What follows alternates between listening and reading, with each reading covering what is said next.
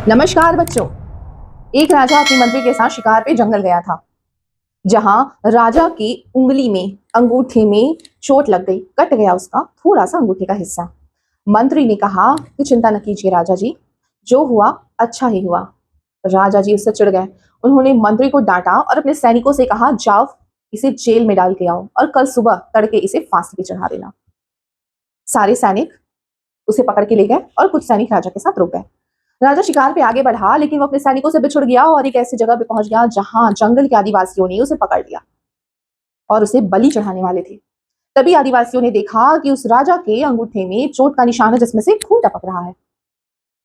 तब उन आदिवासियों ने उस राजा को बलि के योग्य नहीं समझा और छोड़ दिया। राजा को एहसास हुआ अपनी गलती का, जो उन्होंने मंत्री के साथ किया। वो किसी तरह शीघ्रता से राजभवन पहुंचे, सैनिकों को रोका, क्योंकि फांसी पे मंत्री चढ़ने ही वाला था। उसे रोका और उसने क्षमा मांगा और बोला, मुझे क्षमा करना, मुझसे गलती हुई।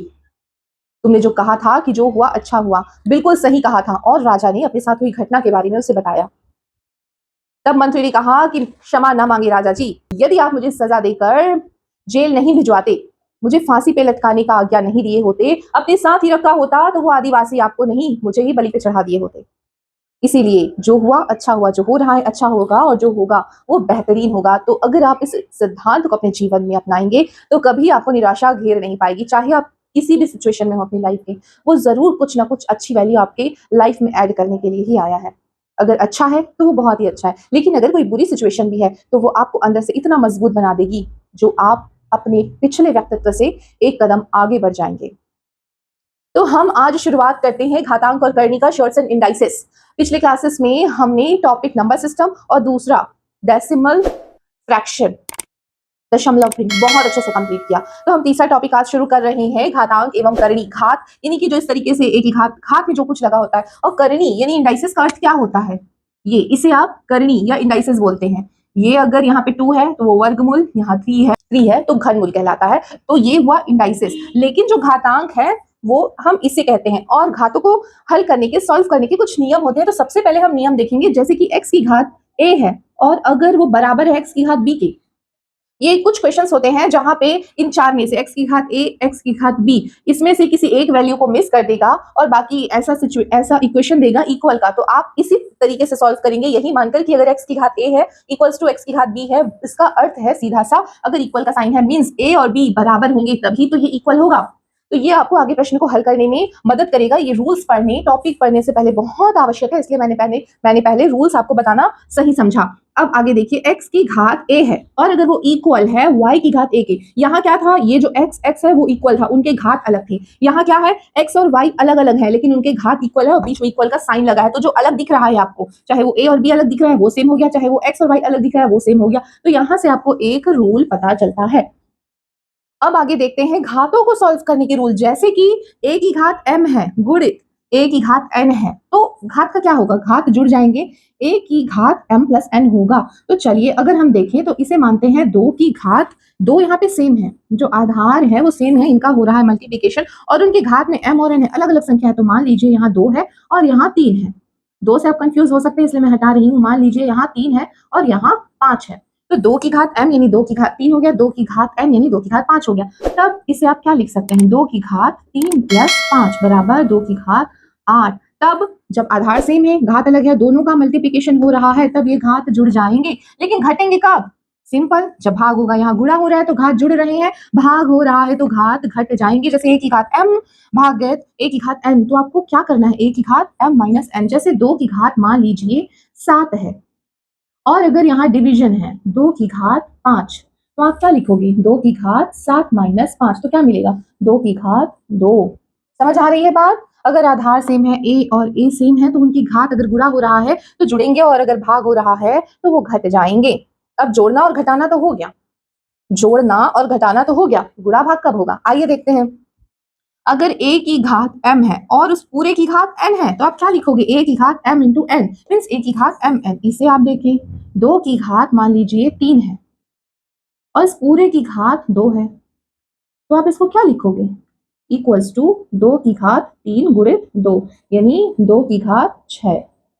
समझ आ रही है बात? अगर a की घात m और उसके भी घात में कोई संख्या दी हुई है, जैसे कि n है, तो उनका आपस में गुणा हो जाएगा और वो 2 की घात 3 गुणित 2 होके 2 की घात 6 हो जाएंगे। यहाँ आपको क्या देखने को मिल रहा है कि कोई दो संख्या है a इंटू b जिनका मल्टीप्लीकेशन हो रहा है। मान लीजिए a b है, यहाँ पे कुछ नहीं है, इसका मतलब होता है मल्टीप्लीकेशन। तो मान लीजिए ये है 6 की घात 2, तो आप इसको कैसे लिख सकते हो? 2 गुणित 3 की घात 2। इसको आप क्या लिख सकते हैं? देखिए यहाँ पे 2 की घात 2 गुणित 3 की घात 2। तो ये कुछ बेसिक नियम है जिनके बिना आप घातांक और करणी हल नहीं कर सकते। तो ये रूल्स आपको याद रखने बहुत इंपॉर्टेंट है। ये रूल्स ना सिर्फ इस टॉपिक में आपको काम आएंगे, जबकि पूरे मैथ्स में आधार है ये घातों को सॉल्व करने का।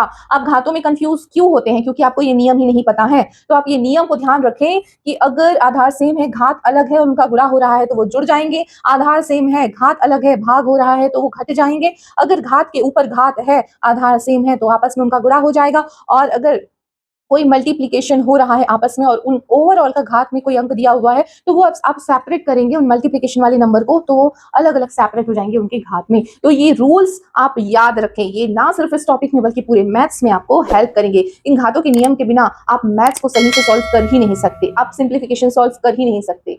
तो ये बहुत जरूरी है मैथ्स में। तो आइए देखते हैं हम घातांकों में कुछ और नियम। जब आपको 1/a की घात n दिया है, तो अगर आप उसे अंश में लिखना चाहें तो आप लिखेंगे a की घात minus n। 1 divide by a to the power n है, तो आप उसे सॉल्व करेंगे तो तब आप उसे क्या लिख सकते हैं? a की घात ऋण n। जैसे कि अगर 1/6 की घात 2 है, तो आप उसे क्या लिख सकते हैं? 6 की घात ऋण 2। अब अगला नियम है a/b और उसमें पूरे के पावर में n है, तो आप उसे सेपरेट कर सकते हैं। a की घात n बटे b की घात n। जो n है वो इसकी घात में अलग से, इसकी घात में अलग से लग जाएगा। अब a की घात n डिवाइड बाय b की घात n, ये क्या है? भाग ही तो हो रहा है, तो आप उसे ऐसे लिख सकते हैं a की घात n डिवाइड बाय b की घात n। अगला नियम बहुत ध्यान से देखिएगा क्योंकि यहाँ पे करणी इंट्रोड्यूस हो रहा है। देखिए यहाँ a की घात क्या दिया हुआ है? p by q। इसे आप क्या लिख सकते हैं? p अंश में है तो उसे आप डायरेक्ट a की घात p लिखें, और जो q है हर में, उसे आप 1/q करके ब्रैकेट में अलग लिख दें। a की घात p ब्रैकेट में 1 डिवाइड बाय q। तो जब किसी के भी घात में 1 डिवाइड बाय समथिंग होता है तो वो उसकी करणी में लग जाता है यहां पर। जैसे कि आप इसे देखेंगे, a की घात, मान लीजिए आप इसे 25 की घात क्या है? 3/2। 25 की घात 3/2 है, तो आप इसको क्या लिख सकते हो? 25 की घात 3 1 डिवाइड बाय 2। तो जो ये 1 डिवाइड बाय 2 है, इसी से वर्गमूल बनता है। इसे आप क्या लिखोगे? सबसे पहले एक करणी लगाओगे। तो जो ये 1 डिवाइड बाय 2 है, तो ये जो 2 है वो यहां लगेगा, और करणी 2 का मतलब ही होता है वर्गमूल। 25 की घात 3। बात समझ में आई? आप इसे सॉल्व कर सकते हैं, और आगे तो कैसे सॉल्व होगा वो एक अलग मैटर है, लेकिन ये आप कैसे लिख सकते हैं? सिंप्लीफिकेशन में ये बहुत काम आता है। a की घात p बाई q है, तो आप p को अलग करके 1/q अलग करें और वही आपका करणी फॉर्म करेगा। अगर यहाँ 3 होता तो यहाँ पे 3 लगता, करणी 3, यानी कि वो घनमूल बन जाता। अब देखिए अगला नियम, अगर किसी के भी घात में 1 है, मीन्स वो संख्या स्वयं प्रेजेंट होगी। मीन्स अगर 2 की घात 1 है तो आप उसे 2 ही लिखोगे, 3 की घात 1 है तो आप उसे 3 ही लिखोगे, इसी तरह। और अगर किसी के घात में 0 है तो उसका अर्थ होता है 1, चाहे a के जगह पे कुछ भी क्यों ना हो। जैसे कि 2 की घात 0 है तो उसकी वैल्यू भी 1 ही होगी।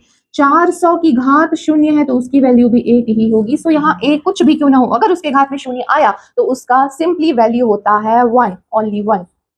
ये नियम आपको समझ में आया? यहाँ पे मैंने एग्जाम्पल नहीं दिया है, जैसे कि 2/3 की घात यहाँ पे 3 दिया हुआ है, तो आप क्या लिख सकते हो? 2 की घात 3 बटे 3 की घात 3, यानी कि 2 की घात 3 डिवाइड बाय 3 की घात 3।